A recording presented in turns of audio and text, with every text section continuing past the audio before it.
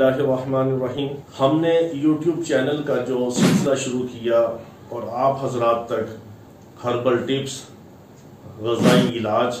बहुत मुजरब नुस्खे, ये महज खालिस्तान अल्लाह रब्बुल इज़्ज़त की रज़ा के लिए, सिर्फ हमारी ये नियत और कोशिश है कि अल्लाह रब्बुल इज़्ज़त हमें अपने बंदों की हदायत और शिफा का जरिया बना दे। ज़िंदगी के तजर्बात का निचोड़ आपके सामने हम प्लेट में रख के पेश करते हैं ताकि आपका फ़ायदा हो, और हमारे साथ ये तामुन कीजिए, हमारे इस यूट्यूब चैनल को सब्सक्राइब कीजिए और वीडियो पसंद आए तो इसको लाइक भी कीजिए और इसको शेयर भी कीजिए।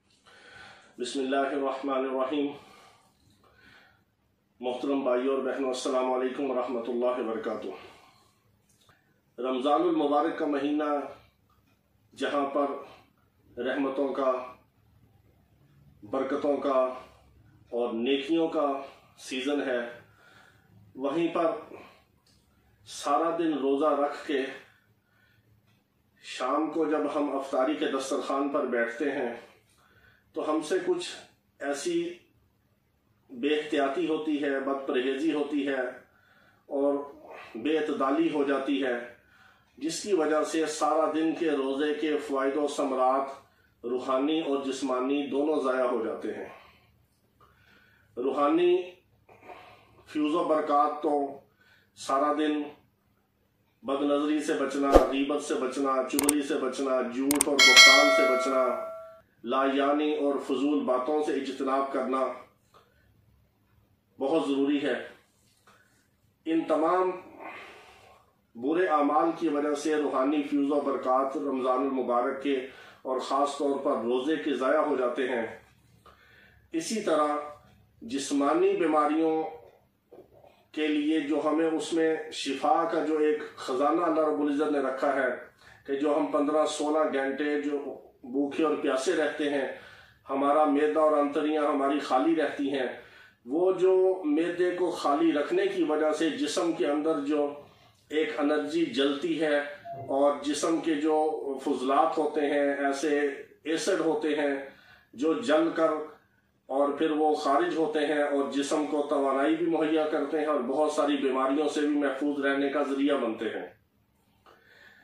वो हमारी बेहतियाती और बदपरहेज़ी की वजह से जो हम अफ्तारी के वक़्त दस्तरखान पर करते हैं, उसकी वजह से वो जिस्मानी फ़वाइद जो हमें हासिल होने थे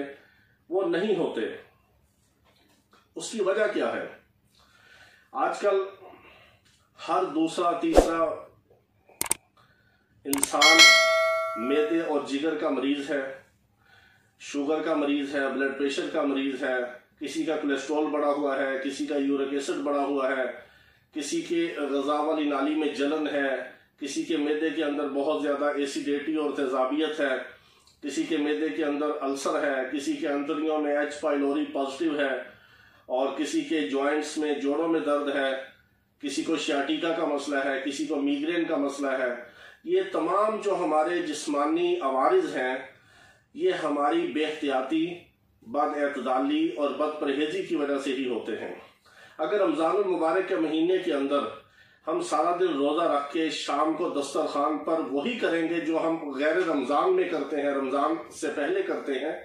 अगर उसी तरह हम खाने पीने के ऊपर टूट पड़ते हैं और बेहतियाती करते हैं और परहेज़ नहीं करते, खाने में एतदाल से काम नहीं लेते, तो हमें जो रमज़ानुल मुबारक के रोज़े के जो फ्यूज़ और बरक़ात मिलनी है, उसके साथ साथ जो जिस्मानी फ़वाइद हासिल होने हैं वो भी हमें नहीं मिलते और ज़ाया हो जाते हैं। अगर हम थोड़ी सी एहतियात से काम लें तो इन तमाम जिस्मानी बीमारियों से भी हमें निजात मिल सकती है और रमज़ानुल मुबारक के रोज़े की बरकत से जो हमारे मैदे के अंदर एनर्जी जलती है और जिस्म के अंदर जो ऐसे गलत किस्म के और नुकसानदेह जो बैक्टीरियाज होते हैं, वायरसेस होते हैं, जरासीम होते हैं और ऐसे अंदर एसिड और मादे पाए जाते हैं, वो सारे जल के खाली मैदे के अंदर वो एक हीट पैदा होने की वजह से वो जल कर पेशाब और पखाने से जो खारिज हो जाते हैं, उससे हमारा जिस्म बहुत सारी बीमारियों से बच भी जाता है और बहुत सारी बीमारियों से शिफा की तरफ भी लौट आता है और बहुत सारी बीमारियों से लड़ने के लिए कुव्वत मुदाफ़ियत और इम्यून सिस्टम हमारा जो है वो बड़ा स्ट्रॉन्ग हो जाता है अगर हम थोड़ी सी एहतियात से काम लें। मिसाल के तौर पे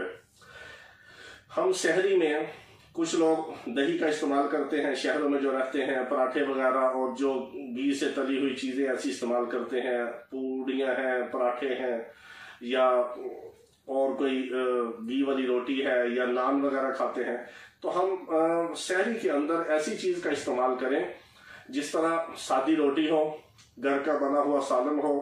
اگر کسی کو ایسیڈیٹی اور تیزابیت نہیں ہے، جوڑوں میں درد نہیں ہے، یا کوئی جگر میدے کا ایسا مسئلہ نہیں ہے، تو وہ دہی بھی لے سکتا ہے. دہی میٹھا بھی لے سکتے ہیں. شوگر کے مریض میٹھے سے احتیاط کریں، وہ پھیکا دہی لے لیں تھوڑا سا.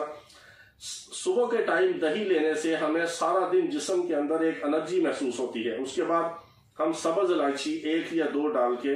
پانی کے اندر بوائل کر کے اس کا ہم جوشاندہ بنا کے اگر پی لیں تو سارا دن ہمیں پیاس نہیں لگے گی اور جسم کو ایک فرحت اور تازگی بھی محسوس ہوگی. یہ وہ عام چیزیں ہیں جو کسی بھی مزاج کا بندہ ہو، کسی بھی مرض میں مبتلا مریض ہو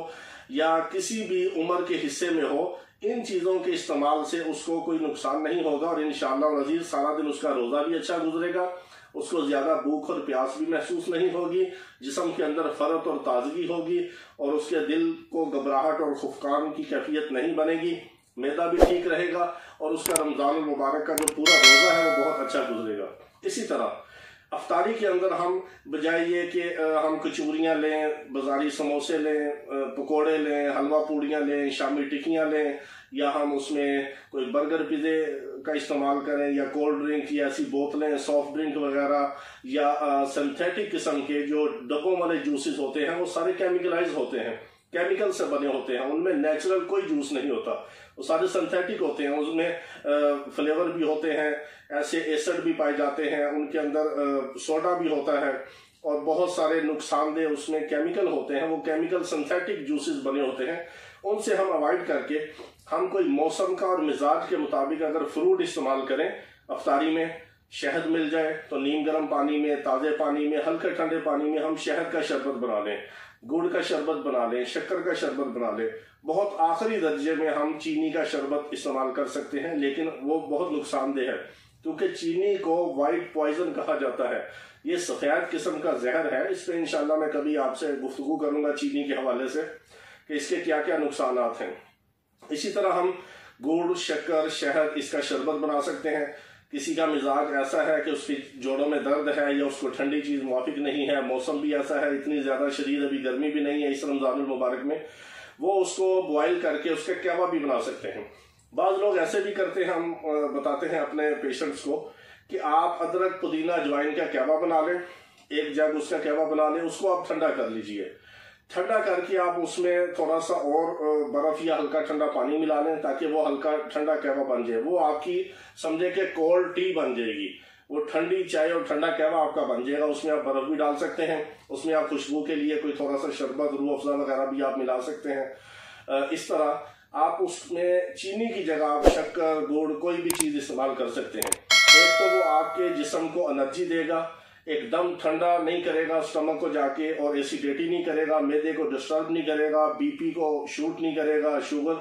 کو نہیں بڑھائے گا،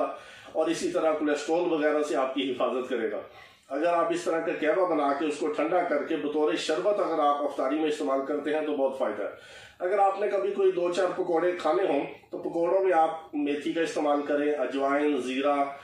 پودینہ، اس طرح کی چیزیں آپ بیسن میں مکس کر کے اس کے ہلکے لائٹ سے سرسوں کے تیل میں پکوڑے بنائیے گا. کوکنگ آئل یاد رکھیے کہ وہ جسم میں جا کے ہضم نہیں ہوتا.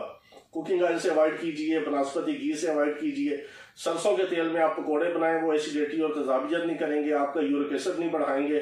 اور اس سے جسم میں جوڑوں میں دردیں پیدا نہیں ہوں گی کیونکہ وہ ایک چنے کی دال سے بنتے ہیں جو بیسن کے پکوڑے ہوتے ہیں. اسی طرح اگر آپ نے کوئی پکوڑیاں یا کوئی دہی بلے کوئی آپ نے بنانے ہیں، اس میں آپ پودینے کا استعمال زیادہ کیجئے. پودینے کی چٹنی آپ گرینڈر میں بنا کے یا اس کو خود آپ اچھی طرح ہامن دستے میں اس کو کوٹ کے اس کی آپ چٹنی بنا کے زیادہ پودینہ اس میں استعمال کیجئے. اجوائن، کلونجی، زیرہ، کالی مرچ، نمک، اس کو آپ اگر دہی بلے میں ان چیزوں کو استعمال کریں گے تو اس سے آپ کے افطاری میں استعمال کرنے سے تیزابیت نہیں ہوگی، معدے پہ بوجھ نہیں ہوگا، آسانی سے وہ دہی بلے اور پکوڑے وغیرہ ہضم ہو جائیں گے. بہتر یہ ہے کہ آپ کوئی فروٹ لے لیں، کوئی نیچرل جوس اگر آپ کو مل جائے یا کوئی تازہ جوس مل جائے، یا گھر میں اگر آپ